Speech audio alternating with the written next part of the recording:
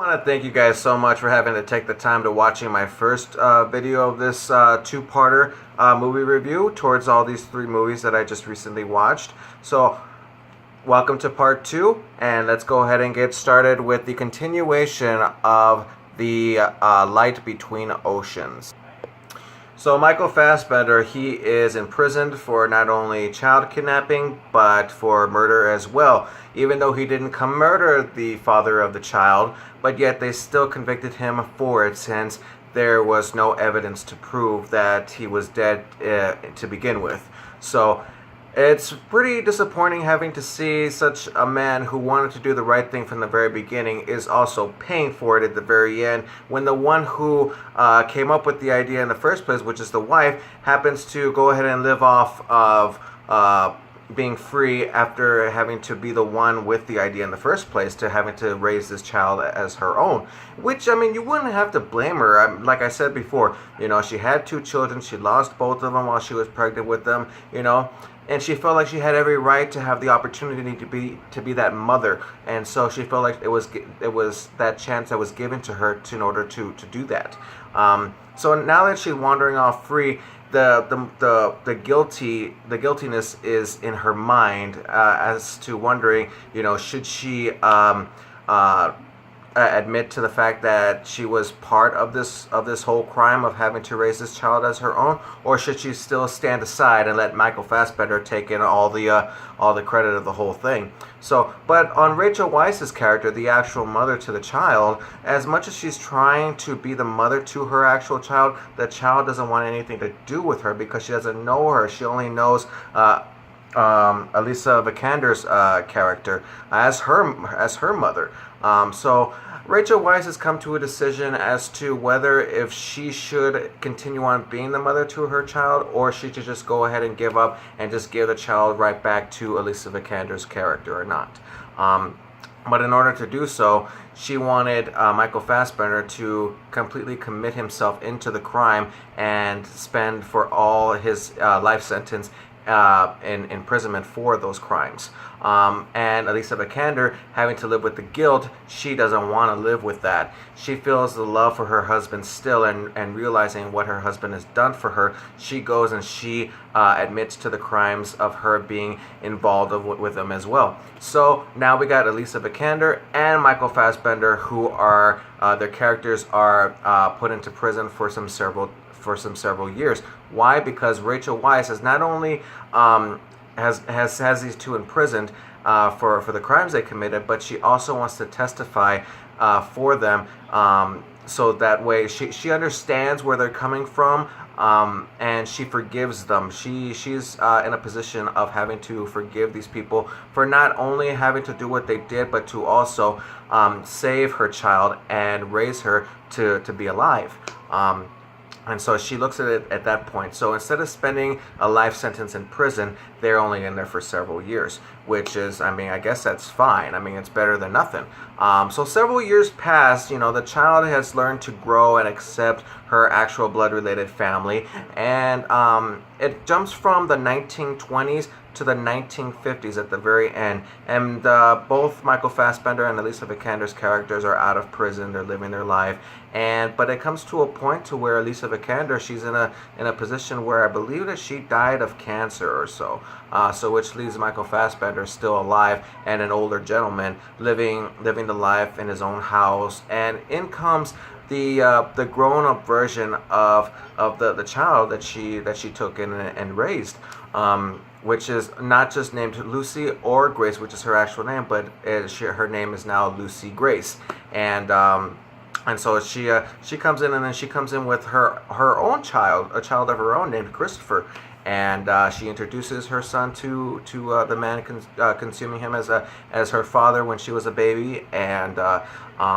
then since Alicia Vikander's character passed, she had a letter that she written stating that she loved her daughter so much that she tried to stay away and not to get herself involved, to give her space and to grow with her natural born mother. And it's a very touching movie. I mean, the whole movie, it's based on a graphic novel that was put into film, and it's a great movie. I'll admit that I had several tears throughout the movie, and I love this movie so much. It's great. I am very much looking forward to having to buy it when I find it on sale, because I just rented this, and it's a really great movie. So, but on Rotten Tomatoes, they rated it at 59%, which is a very fair percentage. And my ratings towards the movie, because I loved it so much, was a 7.7 out of 10, and I think that that's a very fair rating to this movie. I wouldn't have to argue about that at all. It's a really great movie. I'd recommend it. If you haven't watched it, go and watch it, and let me know what you guys think in the comment section down below. So that's my review for The Light Between Oceans. What did you guys think? Let me know, and let's go ahead and jump on to the next movie that I'm going to go ahead and review for you guys. So next up is the one that I really wanted to talk about, because this is the last movie that I got to watch, and I enjoyed the previews to this movie, so I really wanted to see this movie so bad. Collateral Beauty. If you guys don't know what Collateral Beauty is, it's a movie that stars Will Smith. That's all you gotta know. I mean, this movie has an all-star cast that are pretty much either Academy Award winners or Academy Award nominees. And it is amazing. I loved the previews that I just wanted to see this movie so bad. This movie, it was really one that I thought I was going to be disappointed by, but in fact, it really did impress me so much. Collateral Beauty is directed by David Frankel, and it stars Will Smith, Edward Norton, Kate Winslet, Michael Pena, Helen Mirren, Jacob Latimore, Keira Knightley, and Naomi Harris. This movie, it has Will Smith in the beginning of the movie, and it's really basically with him in the first 5 minutes of the film that bases him as who he actually is, down to earth. He's a loving parent, a great, successful business worker, and then with a blink of an eye, it switches to around 3 years later to where he is this successful person to this fallen apart individual for certain reasons, and we're going to go ahead and get to that right now. So, since I said that Will Smith is a man who had everything and lost everything, what I mean by that is that he had a daughter who was 6 years old, and she suffered through something that caused her to die, and it's putting Will Smith's character in a position of not only to the fact that of his personal life being tragically destroyed, but also for his financial business as well, and dragging with him down there is his other executives and plus close personal friends, Edward Norton, Kate Winslet, and Michael Pena's character. These three are in a position of having to lose their jobs, and of course the company as well. Why? Because Will Smith is in a very difficult situation to where it's putting everything in a crisis. So they had to do something. They had to take action. So they came up with this certain idea as to get into the mind of Will Smith's head, rather than having to put Will Smith back into reality. So they enter into his mind by hiring 3 actors who were who is it? Helen Mirren, Jacob Latimore, and Keira Knightley. And I gotta say, I didn't even know that it was actors when I saw the trailer. I thought it was an actual portrayal of death, love, and time, because that's what Helen Mirren is. She plays the representation of death, and Jacob Latimore plays time, and Keira Knightley plays love. And those are the 3 things that that Will Smith has is basing his life towards. And when he lost his daughter, he writes these letters to life. Death, love, and time.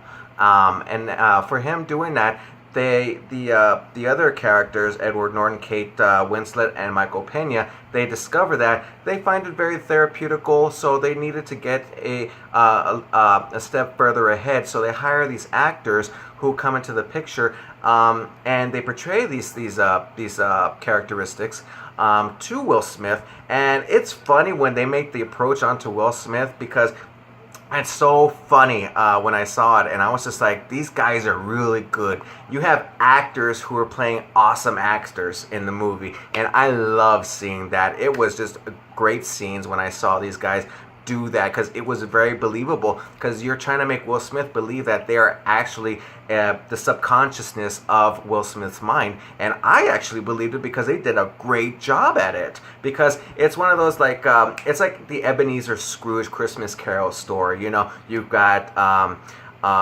the Ghost of Christmas Past and Present and Future, and that's pretty much what these three are. You know, they're representing what he used to be and letting him know that there is still hope. And so not only is it affecting Will Smith throughout the time, but it's also going towards the other three, because we got Edward Norton, who's taking care of Keira Knightley, informing her of the simple basis of how Will Smith sees the facts of love. And Edward Norton is going through a little personal issue involving love when it comes to his daughter. And then we have Kate Winslet, who is a woman who's dealing with Jacob Lattimore's time.